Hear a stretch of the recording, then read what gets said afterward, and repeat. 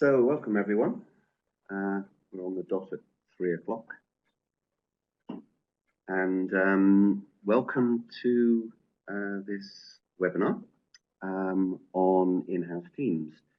And thanks for interrupting your busy day to join us in looking at how internal learning teams become the go-to place for design development and delivery of learning solutions. There's two of us who are actually going to be presenting today. First of all, I'm Mark Harrison, and I was one of the co-founders of Kineo, but many I started life as a management trainer, and for the last 30 years or so, I've advised and trained internal teams on designing and delivering great learning solutions. At least that's what we were trying to create. And during this session, I'm going to be sharing thoughts that I've gained over all those years, sometimes bitter experience, sometimes from great success, on helping organisations help the future needs. So there's a little from the past and a little from the present. But my view has always been from the outside. I've always operated as a consultant for over 30 years in the learning world. And so I'm delighted that today I'm joined by Gary Spring, who has direct experience of transforming an internal team whilst on the inside. And he'll be sharing his experience as we go to the session. So Gary, if you just want to say hello to everyone. Yes, I'll use this as an audio check as well. Can you hear me? I think people are struggling to hear you, Mark, at the moment. So I've just learned how to turn the volume up on Adobe Connect, so that's a good thing, isn't it? Right, yeah, that's good. I will keep pushing. Am I clearer now, Gary? You're my best person to talk to at the moment from the audio side of things. Is that better? So can you hear me all right? Good. Oh yeah, Mark is clearer. So I seem to be clearer now. That section. Thanks, Pedro. Thanks, Mark. Just adjusting my microphone to be in the right place. Excellent. That's better. Right. So yeah, Gary, I mean, you're going to chip in as we go along. If you just explain your role, just briefly, and the team.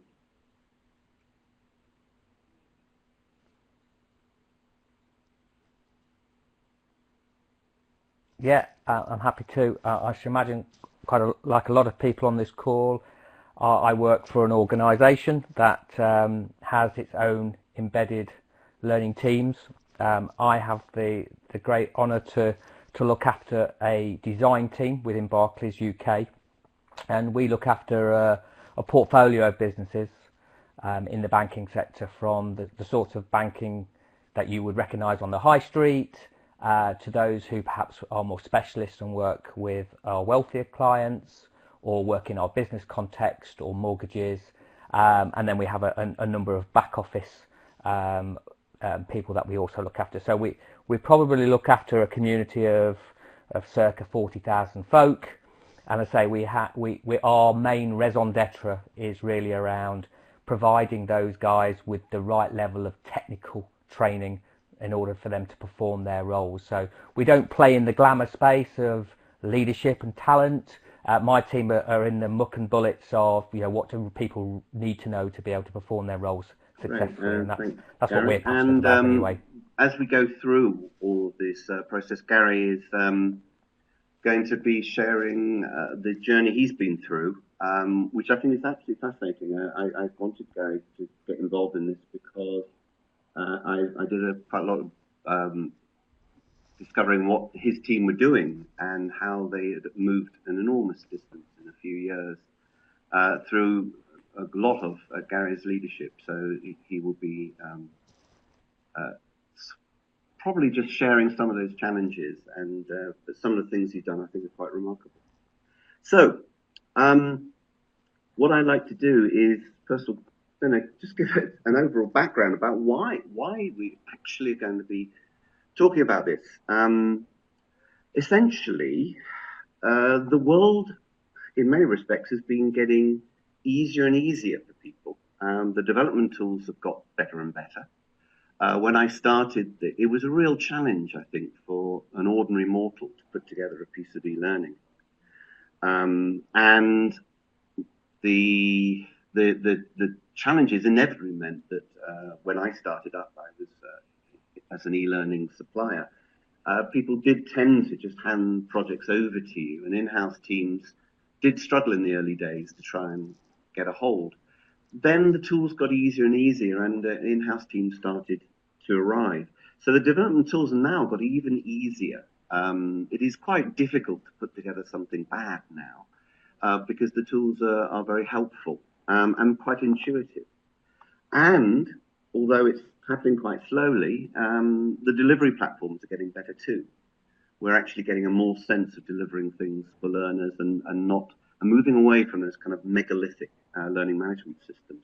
So, and it's easier for us to then put stuff onto those sites, much more sense of performance portals and things like that. So the question is, it's never been better time for in-house teams to step up to the plate and do stuff. But I still find when I'm out there, and I work with an awful lot of in-house teams, is they do struggle sometimes to become the go-to place for learning. And so the idea of this webinar is just to cover the ground, really, and see what you can do to make people that bit more committed to your services and what you're doing. But most importantly, I need to find out who you are out there. We have about 75 people online and growing as it comes. I'd like to know really how many of you are actually in an in-house learning development team. So it'll be useful for Gary and I to know who we're actually talking to. So I'm just going to set up a poll and we will see what is out there in terms of everyone's views. So if you could actually start putting in those figures, that's really helpful. And I'll be displaying the results in a minute, but it's looking as if basically we've got a lot of people who are actually in in-house teams at the moment.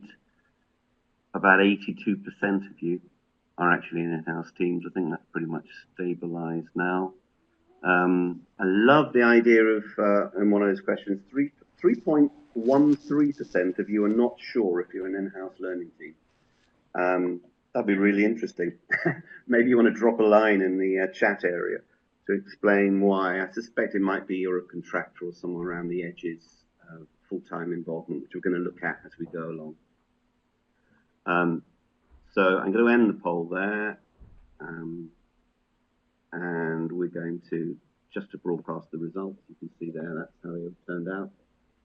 2.99% of you are not sure, but that's obviously 2 people. Brilliant. So I'm just going to shut that down now, and we're going to have a little look at the sort of things that you are interested in getting out of today. I set a broad idea of what it's going to be about, that we're going to be looking at what makes in-house teams successful. What I'd love is, could you just drop into the chat area one question that you'd like answered. You don't have to do that, obviously. With 79 of you, we're going to get a lot of questions if you all do it. And I suspect there will be a good deal of repetition. And what we'll do is we will return to all of these as we come back. I might look at a few of them as we go along. So, Gary, these will be a lot for you to think about. Rising above internal politics. Key success factors to be good designers. Yeah, I like that. That'd be a nice one to look at. Yeah, people keep going to externals, which is a great team. Yeah, that's excellent. I know Gary's got something about that. How do you get buy-in from operating companies? Yeah, again, Gary might have something there. tips for competing against professional e-learning development houses. Obviously, I don't take that personally here at Kineo. We will be talking about how we actually partner with people. But yeah, and in fact, I think Gary's got some really good points, knowing talking with him about what you do. That maybe that's what you should be doing. When is it beneficial for them to use external suppliers? Yeah, we're going to touch on that. Any more, Gary, that you see as you go along? Be interested to see.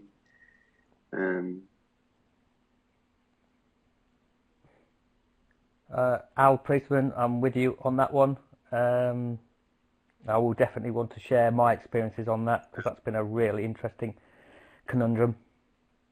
And if there's anybody from my team, stop asking questions, because I recognise some names. How do you promote what you do? I want to know. That's good. How do you bring the team with you on the journey? Gary, there you go. I know you want to talk about that. Growth and volume. I got something on that one, Pedro, from the past. Kind of an option model I did years and years ago with the Royal Bank of Scotland when I did some work there. Flexing your capacity. Yeah, that's ditto, I think, on that one. We know everything. I'm not sure about whether that's saying you know everything or people know everything. Marketing strategy for success. That's nice. There's a lot on promotion here, isn't there, Gary? It seems to be that's something that people maybe feel is a pretty important thing for them. It's Katie. I presume she's Gary, isn't she? Yeah, don't worry. She'll be dealt with after the call. Well, this is, she's got confidence to say she knows everything, you see. So there you go. Example. And she does. How do you develop quality content quick enough for the business? Yeah, I like that. Yeah, fostering innovation. That's a really good one, Peter. In many ways, it's tempting to play safe, isn't it? Because you don't want to overstretch people, and yet you want to keep on doing interesting new stuff. And there is a temptation, which we'll be touching on later on, that you look to your externals for the innovative stuff, and you don't do that internally, and you condemn the team to a bit of drudgery, don't you, Gary? I think that's something that's important to you, that you want to do new things with your own team. Yeah. Measurement. I wonder when it was coming up. Yeah, we got a bit about evaluation. Yeah, curation. It's interesting. Touching on it briefly, we did a really good, I think, webinar with the Anders Pink guys a month or so ago, which went deeply into curation and what you can do. I do recommend actually the Anders Pink tool that we've been working with is a great way of doing automatic curation. But I think increasingly the way of responding to the difficulties of trying to generate a lot of content too quickly for you to be worried about the quality is to start curating a bit more. Lovely stuff about balancing learning new skills and doing the job. I think that's exactly what we were touching on, Greg. So that's great. Guys, keep it going. I'm conscious of time moving on, so I want to keep moving through. So just keep piling those questions in, because I think a lot of this we're going to have to mop up at the end or even post this webinar, which is brilliant. So we've got, thanks Kelsey, there's the link. So it's use and getting stuff. Okay, let us, best way to train for SAP. Yeah, that will be a follow-up one later on. There are some ways of doing SAP internally using software, but rather than just necessarily just purely capturing screens. So that's good stuff to cover. Lovely. It looks like I got my work cut out for me post this webinar, which is great. Okay, so just going to move on now into well, some of the things that we're talking about. The core of obviously all about this. We've talked about promotion. An awful lot of you guys did mention about this. There must be a reason why we're needing to promote ourselves. So I'm going to fire in another poll on this one, because I actually want to know whether or not some of the myths or preconceptions that a lot of us have when we deal with a number of organizations, whether they are absolutely true. So I've got a slightly tongue-in-cheek poll that I'd actually like to launch now, again, to gather a little more information. And this is about how your organisation generally views your internal training team. So if you can put it up again, and it's really nice for obviously any of you who are in the internal team, and the two of you who think you may or may not be. There's some stuff coming in, fresh off the press. Is interesting. The leading one at the moment, which I'll share with you in time, is actually number 2. Good news is 11 of you, that's interesting, 11 of you at one stage were positive, we're definitely the go-to team, and then it went down to 10, but now it's back up to 12. So, interestingly, 4 of you are answering that they don't expect a lot from us. They still use externals. And I think that is quite a common problem. So what I'm going to do now is just show you those final results. And you can see there that we got the bulk are in positive, not from everyone. And I suppose inevitably that was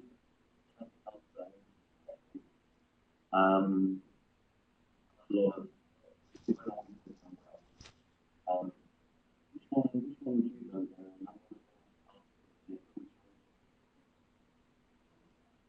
Okay, can you hear me? Mark, you've gone away from your microphone again, my friend. Can you hear me now? As I'm the only one who can speak. I'm not sure why I'm going in and out.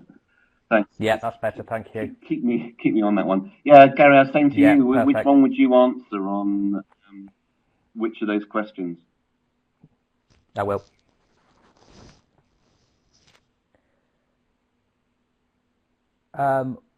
If I think about when we started, I would say the second one, and I would say the first one now. But it's interesting. It's not just a simple the opinions have changed. I think that is down very much to what our team is about has changed, and our customers understand what our team does infinitely better now. So that's why I think they thought that we were better than we were. So that if you'd have asked me, if I asked our stakeholders 3 years ago, they'd have gone, yeah, they're okay, they do a good job. But actually, if you ask those same stakeholders now and ask them what they thought of us 3 years ago, I think their answer would be different. Does that make sense? Yeah, they almost didn't know what they were getting. They didn't know what they didn't know. But yeah, I think we got all of that. So if you want to expand on this a bit further, it's all yours to move forward if you want, then, Gary.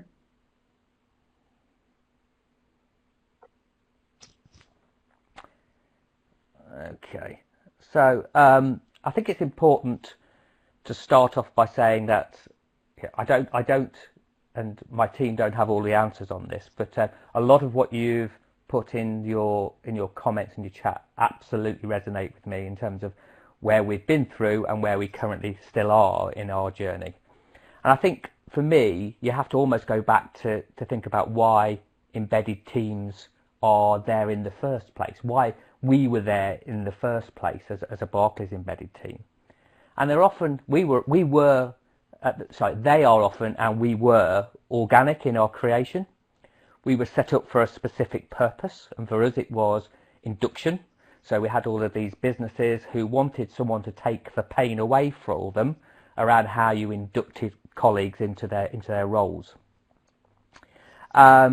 We were underfunded because actually this was more about getting the job done than it was about anything particularly fancy or learner. So, and interestingly, often the learning people in the team were originally from businesses. They were often SMEs that were very good at what they did, and the next step for them was to go into a training team. So we weren't set up as a learning function originally, as this is a learning profession and we're going to bring learning professionals in. They were kind of more of an organic, and I don't know whether that resonates with you guys. We were also, our thing was induction, but it was also about regulatory, making sure people had all the regulatory knowledge they needed to do the jobs. And to go to the poll a minute ago, I would say that pretty much our business thought we did that okay. There was no noise, there was no complaints, and we kind of rubbed along, and the status quo was everybody, yeah, thumbs up type of thing. But the reason I put in here the picture of a prison bars looking out, I almost think that we were trapped by our own, or prisoners by our own service model. We were kind of locked into a pattern of behaviour that meant that we kept on doing the same thing over and over again, expecting a different result. So we were kind of passive stroke reactive in the way that we received business.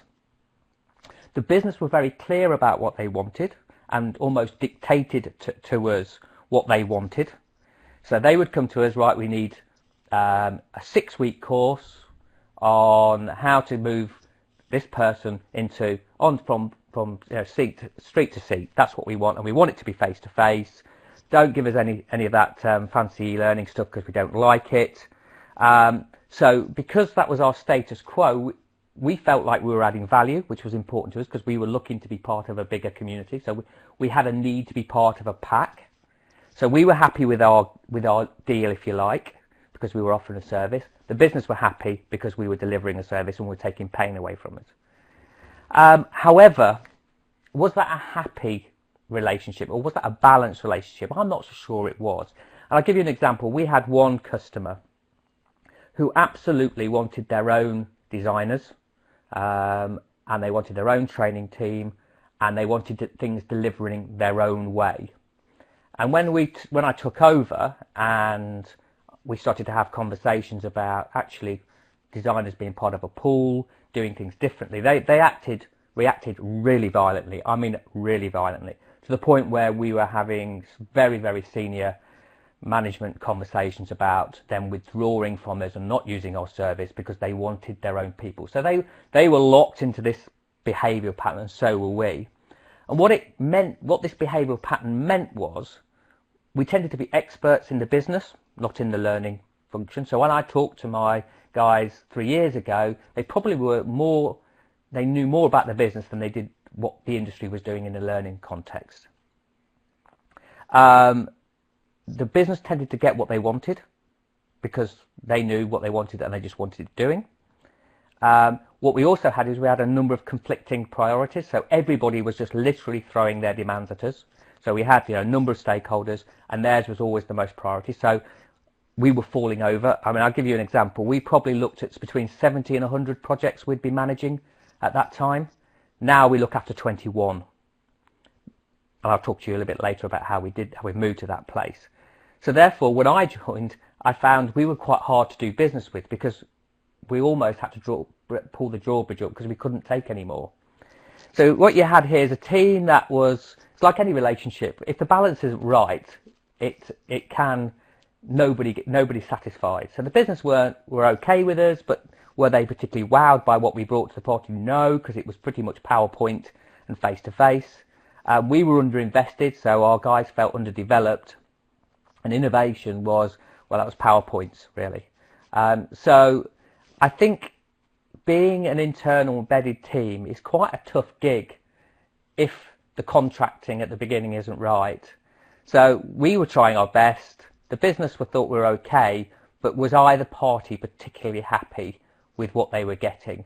I would argue not. And that's why I feel like sometimes we get imprisoned in this cycle of behaviour where we are order takers, and I think one of your guys said that on their notes earlier. How do we stop being order takers? And that's where I found ourselves. Lovely. 3 years ago. Gary. And people are responding in a very clear way. Actually, agreeing with you as you're going along, which is great. So, how do you start to move forward, and how do you get that team geared up to know what they want to do? And Gary will be continuing to tell the story of his team and how this happened. But I just wanted to share something with you, and I'm going to show you two horrible slides, but they're deliberately horrible because they're information slides, and they're slides that we will share with you guys afterwards, because they're actually examples of mission statements that I've been involved with. So I've prepared you now for this slide. Oomph. there it goes. Just want to take you back a few years, just working with a bank like Gary's, and I worked with them to work out what the mission statements of the team would be. So Tez, you've raised your hand. If you want to type in what you want to say, that would be great. We won't be able to hear from you. Maybe it was just a click by mistake. So what we got here is a statement, which is basically the broad mission statement. We're going to invest in development of our people, so with the talent and capability to be the most customer-focused bank in the UK. We'll achieve this by creating a learning environment and culture which supports our brand values. We will challenge our people to seek out the learning that best enables them to develop in line with the aspirations of the bank. And this is the interesting thing, we will challenge our learning team to ensure that the cost-effective learning solutions are delivered in the right time and place to the right people in the right way. So that was the broad approach that was set by the overall L&D team, which then meant we had to focus them down into statements, mission statements for the team itself. So what we had here is, first of all, one core one for them, being in a bank, it was all about ensuring competence.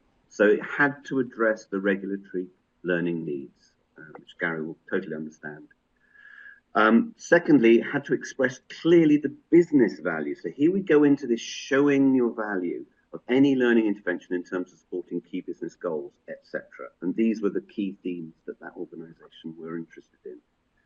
Now, here's another one. This was a few years ago, but it's still very prevalent now, is to enable a shift to a self-service culture instead of something where people just expected to be herded into classrooms and be taught stuff. It was the idea that we had to make the stuff, the team was saying, we have to make stuff that makes people want to come in there and find it.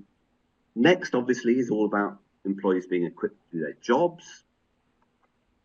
And then here we go again. We've got to prove the value of learning through effective and cost-effective measurement of its impact on key business goals.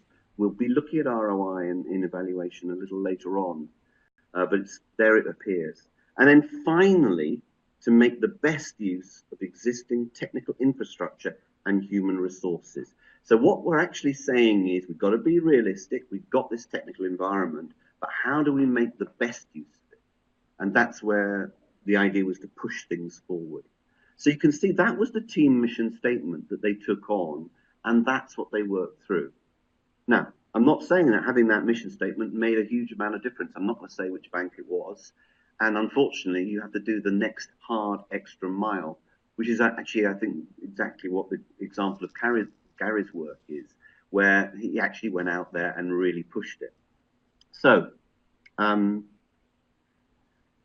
Gary, you obviously wanted to get defined. Tell us more. Yeah. So I'm pretty simple in my brain, and I've got a couple of my designers on the team, so they can text whether I'm telling fibs or not. But we felt we needed to make a paradigm shift really quickly. And what I mean by that is, if we're seeing ourselves as business experts first and learning people second, then for me, we were never going to get out of this cycle, this pattern of behaviour I talked about. So what I wanted to do is to turn that on its head and actually get our team to think of themselves as learning professionals first, foremost. And great if we happen to have a certain element of business expertise. That's great from a customer relations perspective. But that was where our success lay, rather than being SMEs. So what we did, we started out with a premise, a kind of purpose that united us. It wasn't anything particularly grand, and those of you who have sat in rooms I have done with leadership teams mapping out some really sophisticated vision statement, we didn't do anything like that. We started with a simple premise, which was we wanted our team to be as good, if not better, than the majority of our external partners. Simple as that. Now I kind of premised that. In fact, when I look back, I limited my team at the time by saying, well, that's what we want to be. We want to be as good as what our external suppliers are. But obviously we can't do all the really glamorous, sophisticated stuff because we don't have the technology, we don't have the capability. So when it comes to interesting branching and video, we can't do any of that. Actually, 3 years later, and I see what some of my team are doing, all of my team are doing, and fortunately for me, they've completely disregarded that caveat completely because they just went off and did it anyway. So for me, it was about repositioning our proposition, and rather seeing ourselves as an internal resource, I wanted us to run as though we were an external commercial outfit. And that was important because that was the opposite of how we saw ourselves at that time. So I think it's... I'm sorry, I don't know whether I put the wrong slide on there, have I? Yes, I have, sorry. Let me go back. There you go. So what we talked about is that we wanted to be as good as our externals. Interestingly, so we started this kind of fancy one-liner bouncing around the team, which was about being experts in learning and our offering being as good as that you could purchase externally. And over time, the team started to replace their allegiance with being a business SME, because that's where they almost got their self-esteem from, because that's where their knowledge was, to seeing themselves as learning experts. And now, interestingly, the team talked to me about not being as good as, but wanting to be better than our external competition. Present company accepted, of course. And actually, this isn't about not using suppliers. Actually, we work with more suppliers than we ever have done in the past, and we have better relationships with those suppliers. But for me, what's wrong with a bit of healthy competition? So if you like, our purpose, our premise was that's where our benchmark was. And that started to change the way we thought about ourselves and also how we thought about the way we run the business. Yeah, so I think the key question here, which I know starts to, when you're challenging what your team can do, can you expand on this? I really like this idea of how you got them to think of, actually, there aren't any limits to what you're doing, because I think that's a really hard thing to put over. I train a lot of internal teams, and building up people's confidence in just going for it, I think is really important. However, sometimes you do find people who maybe don't have very realistic ideas of what is appropriate, and so reaching for the stars sometimes is sometimes mad ideas that are just not going to land in the business. So I'm intrigued to know how you get them thinking about reaching for the stars and going for it when maybe the first time they do something, it slightly crashes and burns. Because I know you've got this nice slide which I'm going to flick through to, of giving people a go and flying up to the stars, which I presume that's about. How do you get people to think about that? Yeah, and I think, and the reason I chose that metaphor was that the reality is, it'd be very easy for people on the line to think, hang on a minute, there was this about throwing money at the problem, and to a degree, and I'll talk to you a little bit about this in a moment, but partly it is about investment. But anybody who works at Barclays will tell you it's still like working with cardboard box, sticky tape, plastic bottles on your back. So it's not a case of everything being digitally fantastic. So we just needed to up our game, and that's why I picked that metaphor. So what I would say is that we started off by four principles, and this was kind of our framework for how we did business. Excuse me. So the first principle was our decisions are made based on the needs of the customers, stakeholders, and business. So that was no different there. I'm sure all of you go, yeah, we do that. Our second principle was about being relentless in our ambition to be thought leaders in our profession. So that was about putting the onus on the designers in my team to say, how do you make yourself to be a thought leader? How do you make yourself interested in what's happening in the industry? And I'll talk to you about how we did that. We were meticulous in our execution of our standards. So this was about, we actually were pretty good at the governance side, so we couldn't afford to lose that diligence. And for us, the way we worked was to make sure that our values underpin the way we do business. So we had these kind of 4 sets of principles which allowed us, if you like, the platform to be ambitious. So what we, in the spirit of we're still dealing with plastic bottles, etc. It might be better if I gave you an example, because it's quite hard to articulate. Accessibility is a really interesting, in learning, is a really interesting topic for us. And historically, we have always done what you'd expect to do, is mitigate the accessibility requirements for any learning intervention, usually with the classic PDF. What we challenged ourselves was, and this is becoming now almost a set of behaviours that people adopt, is to say, well, that's not enough, because actually we want to be the best in the industry for this. So this is what my team are telling me. They're telling me, we don't want to just mitigate accessibility, Gary. We want to be the very best in the industry. So that starts a whole different conversation, which says, right, okay, so what is the best in the industry? And we don't know. So we go out and talk to people who are not necessarily learning people like ability.net, and say, right, you tell us, share with us what the best in the industry is. We spend time experimenting, so we get all the kit in and we try it on, and realise just what a terrible experience a screen reader is when doing e-learning. So you start to think to yourself, why on earth would I design my e-learning and then ask somebody who has a disability to use a screen reader? Why don't I design something specifically that works with a screen reader and that works in a learning context? So suddenly, from going from a team that we actually didn't adhere to accessibility standards when we took over, to a team that aspirationally wants to be the very best in the industry at accessibility. For me, that's about mindset and giving people the opportunity to take chances and take risks without fear of failure. And that doesn't happen overnight. That takes time, and it builds trust. So I found, as a leader of the team, that you have to make a few statements first, and I don't mean verbal statements, I mean actual statements. So for me, it was about, what are the things that are stopping you doing your jobs to the way you would like to do them? And then that was my complete agenda for my first year. So if you're I don't know about you guys on the phone, but if you're working with PowerPoint, as we were, the first thing we had to do was invest in a authoring tool.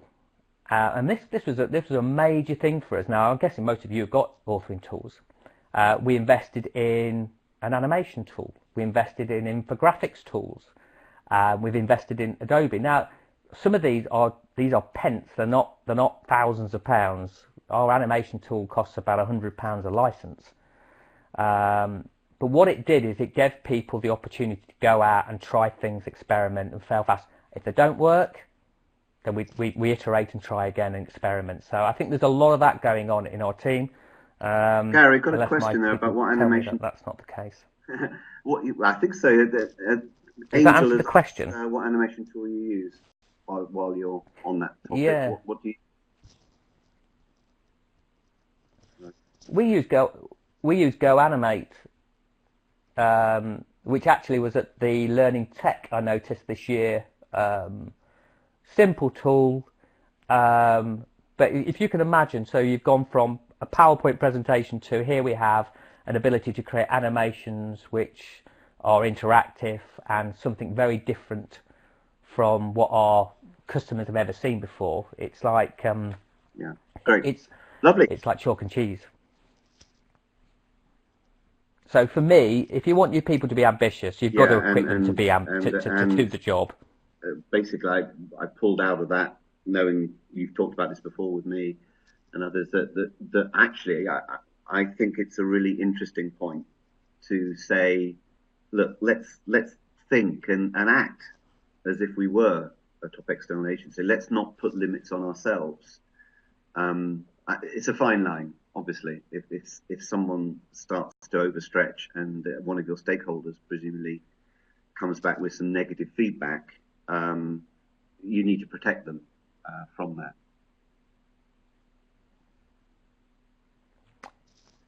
You do, yeah, and that's probably where Yeah, I've got one other quick summary on that, if that's all right, Mark. But that's where our QA mechanism is vitally important. So the way we structure ourselves allows for those QA elements throughout the process, whether that be at initial concept or through to build and deployment, and they're vital for us because yeah, designers want to be creative and design some really cool stuff, but sometimes good is good enough, and we always need to make sure that what we're designing meets the demands and the yeah, scope of that's good. the customer. So just a final on the ambitious piece. We've come up with, so how do you then turn it, that was rhetoric, great, but how do you turn that rhetoric into an actual plan? And that what we've done there is we have 3 breakthrough goals, which all of the designers are signed up for, and they are aspirational.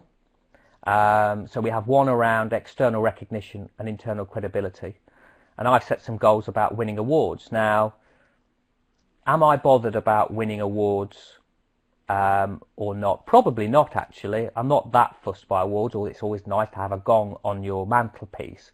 But actually, by setting an aspirational goal about awards, what that does is set up a whole chain reaction in terms of what behaviours do we need to adopt to win an award. And what we've found, since we've put that breakthrough goal in place, the whole evaluation thing, which, oh my gosh, we haven't done evaluation again, that whole evaluation piece is being answered because we're checking it at every part of the design process.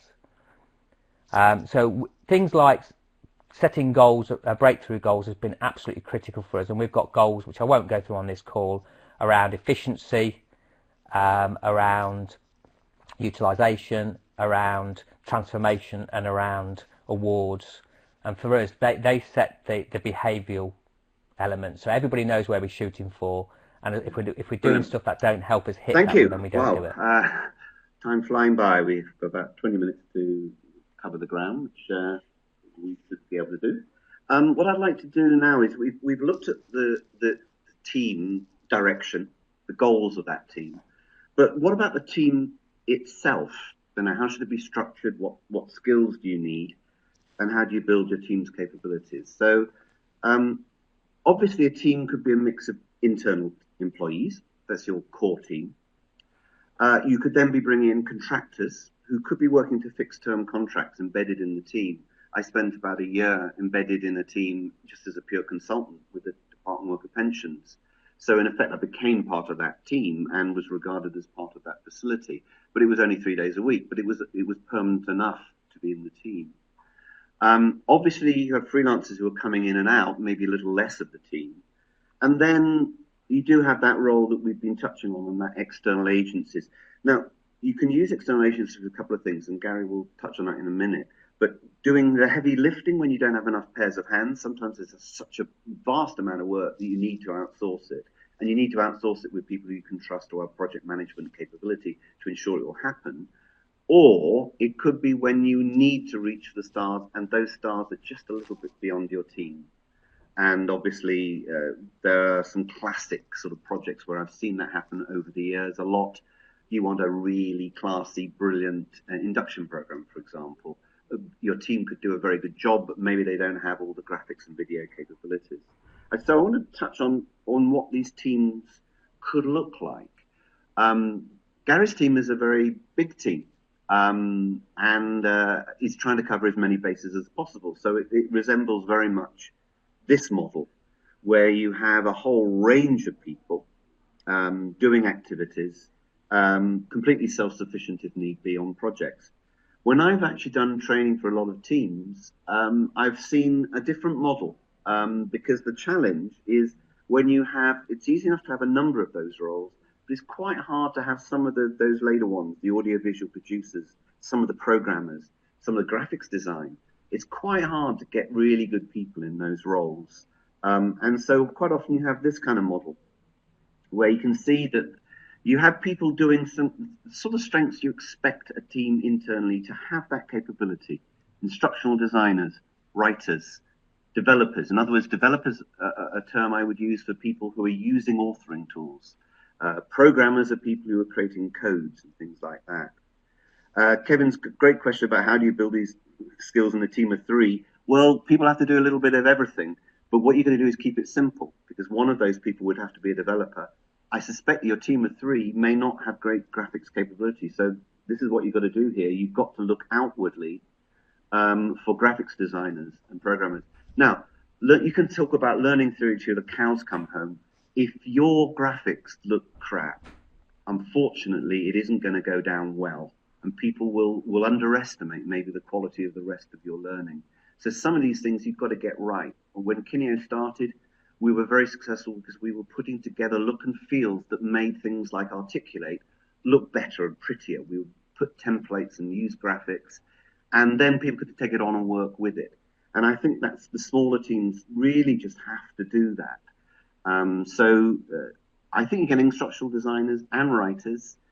Not every trainer can be converted to a designer, an interactive designer. I run countless programs, and I reckon when I've walked into the room with trainers and I'm trying over a period of time to convert them to designers, maybe only 2 out of 8 of the people in that room really have the qualities, the capabilities. You've got to be able to write. All of those elements aren't always something you would necessarily get with trainers who are often great at other skills. So that's where your external agencies or external people, bringing in freelancers, working with people like that, that's what you need to manage and handle. So I just want to check with your own teams. You've already given some ideas about this, and just do a quick little poll about what roles you resource in-house. So I'm just going to quickly open this up. And it'll be interesting to see what you think. Open up so you can see all the options. There we go.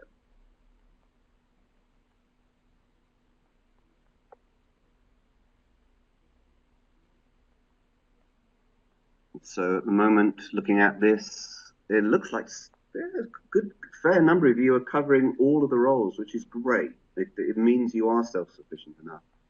There's a good chunk of people who are actually saying the roles are taken up by contractors. And then we got the main roles with freelancers. Interestingly, not that many are talking about outsourcing. Quite a number who's saying none of the above. Obviously, not quite sure what balance that would be. But let me just quickly broadcast the results now. Sorry if you're still doing it, but you can then see where we're at the moment, and you can see that that's a good chunk of you. Almost half of you are covering all the bases. So that inevitably brings up the next key question, which is really about what training do you need to cover? Because a lot of you are putting a lot of emphasis on everyone, and these are all the training programs that we run inside Kineo for our own people.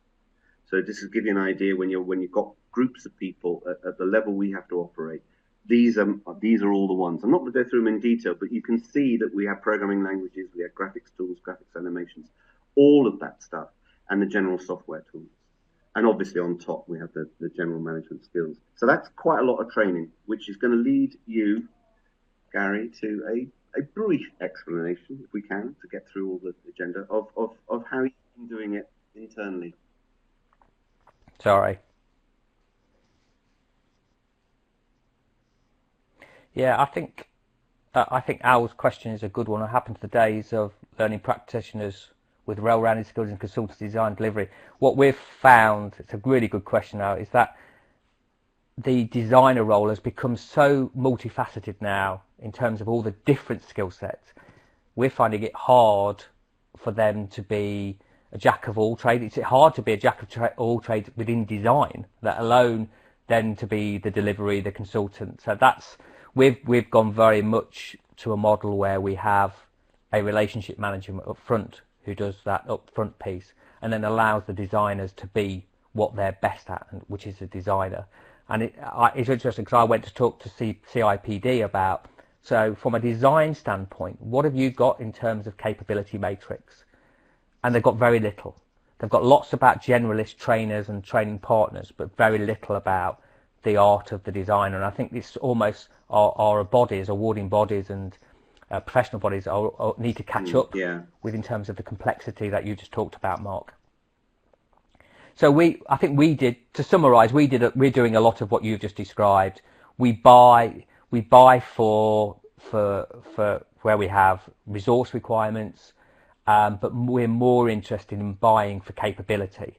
So we look to our partners now to bring things that we haven't thought of to the party, rather than just saying what we were like before, which was, right, we've got a 30-minute e-learning module we need you to do. This is the template. Just put the content in the template for us. What a waste of money.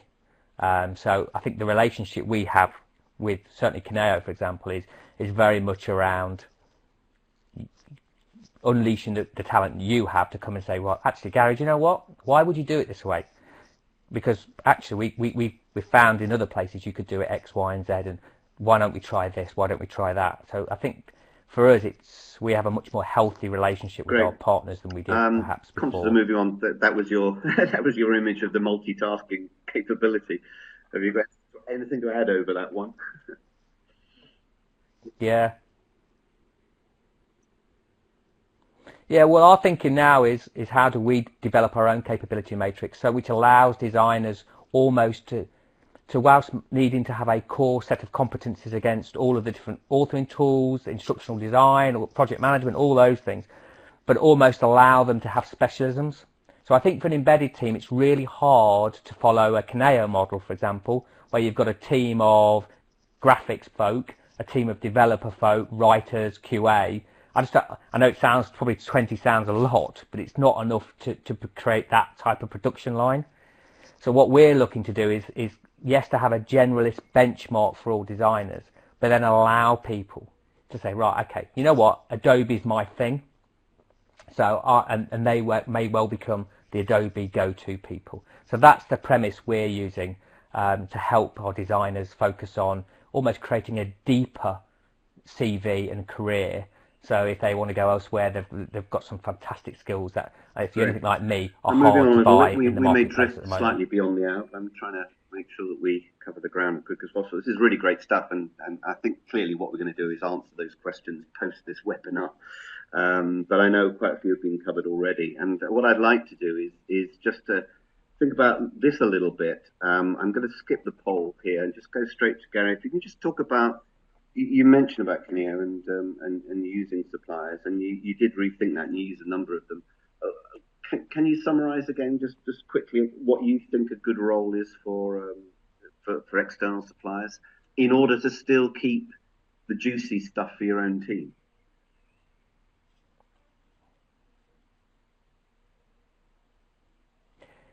Yeah, you see, because the way we look at things now is in the past we would outsource a whole project to somebody, but often now what we'll do is we'll work in partnership. So it might be that Kineo is going to you have the expertise to perhaps do the graphic design for us, perhaps build the videos that we need for the scenario based stuff that we're interested in, but we would also be building the modules that those videos sit in. Or we will do some of the, so we'll go, okay, so we've only got so much budget, so I'd rather how do I get best bang from our budget? Well, actually, I'd want you to do the expensive stuff, because that's the stuff that's going to make my e-learning module sing. We can do some of the interesting stuff around animations and some of the e-learning modules. We could do those ourselves. So I think we work very much as, it's not you go away and deliver this now, please, Mark. We work together to say, right, okay, this is what we want to build. Which bits are you building? Which bits will we build? And therefore, even if I'm not building it as a designer, I'm part of that creative process. So I'm whittling through just to make sure we're going ahead. We've got one final section that I wanted to cover through, and there are a few slides I want to work through. And then we're at the end of the session. I do want to look at the final piece, which was about promoting your team. So you've got your team together, they're skilled, they know what they're doing, they're confident, but now people need to know about what you're doing and the value of it. And what I want to do is again touch with you, Gary, on this while we have you, is just to talk a little bit, if you can, about how you have demonstrated the worth of your team. And then once we've done that, I just want to take everyone through just a couple of instances from my own experience, and then we'll be finished. So, Gary, can you just explain a little bit how have you told the rest of everyone about the value of your team?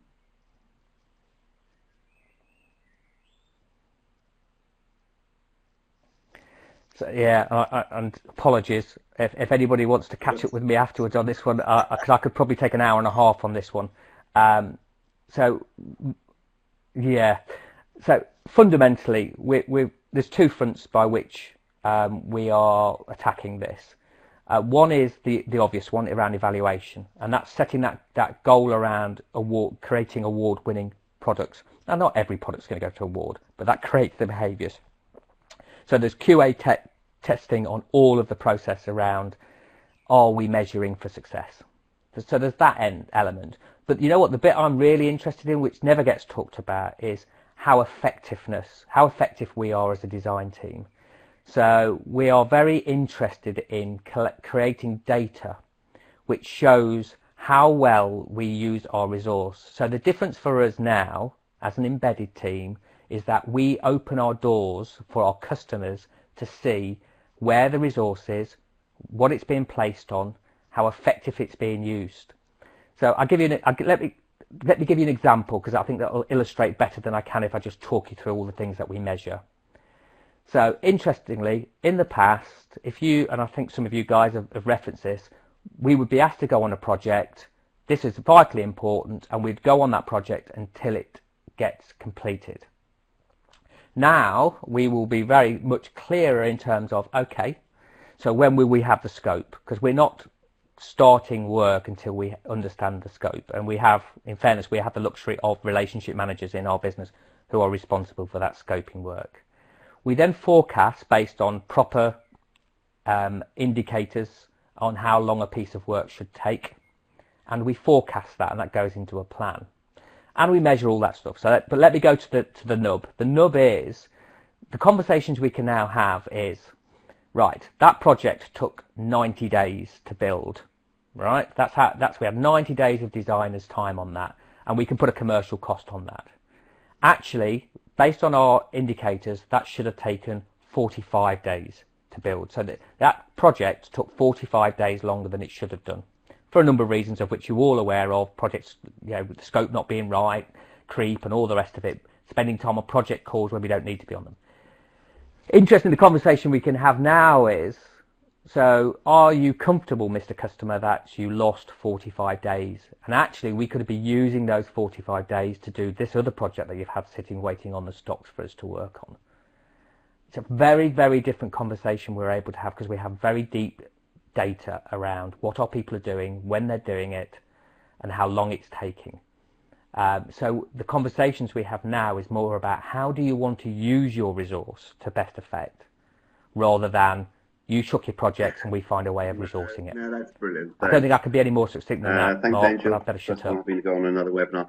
I'm going to do another 5 minutes. If we're going to drift over, please linger. We're recording it, so if anyone has to go, you'll catch the end. Because I think I do want to just cover just a few things from my experience about showing your worth, and a few examples of how you connect.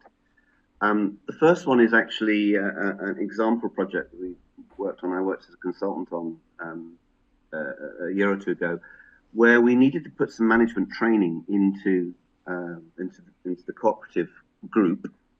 And we came up in the end with a leadership development zone, but people notoriously wouldn't attend it. However, what we did come up with was the idea that each month a business leader, and you can see their faces at the top of that page, they would be leading that month with a topic that was absolutely crucial to the business.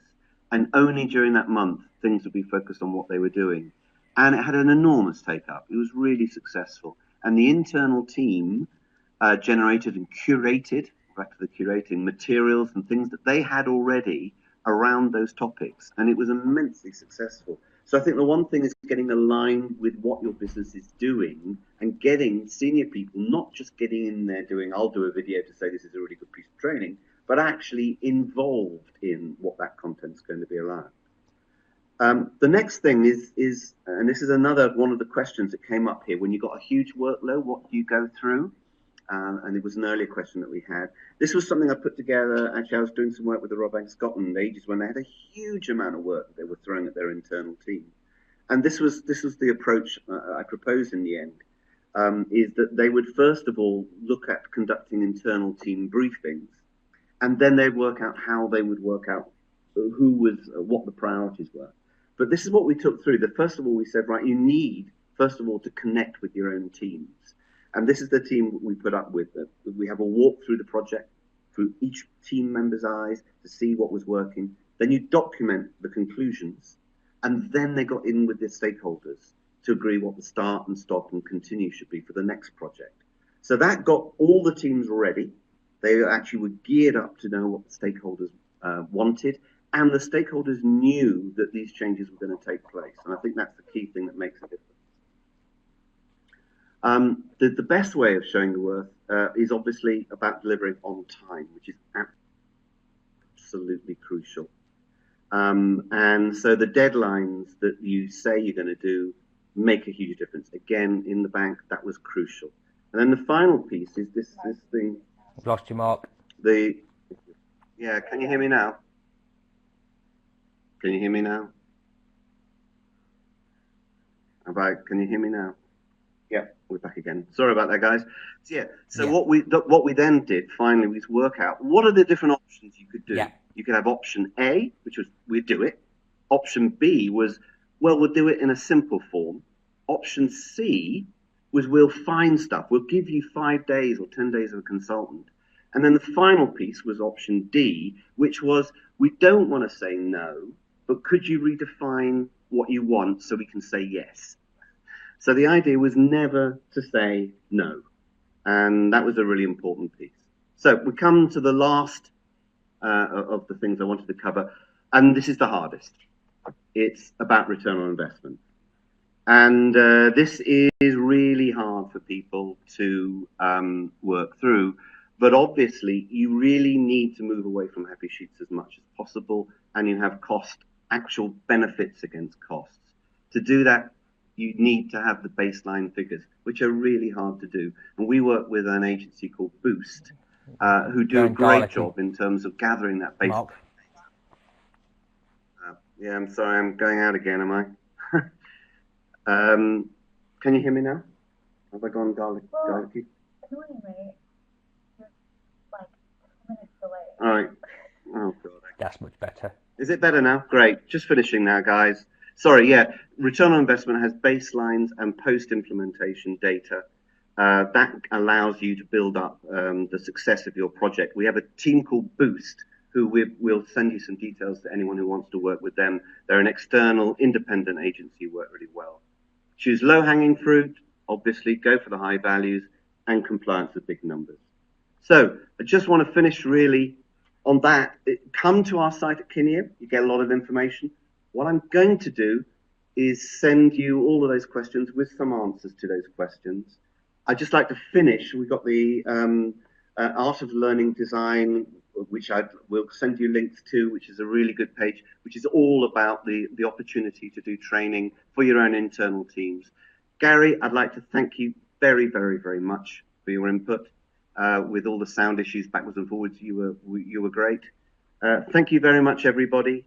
I think we'll leave you to the rest of the day, and we'll come back and send to everyone who signed up. We will be sending out the PowerPoint slides and answers to all the questions as best as we can. So thank you very much for attending, guys, and thank you again for Gary for great input.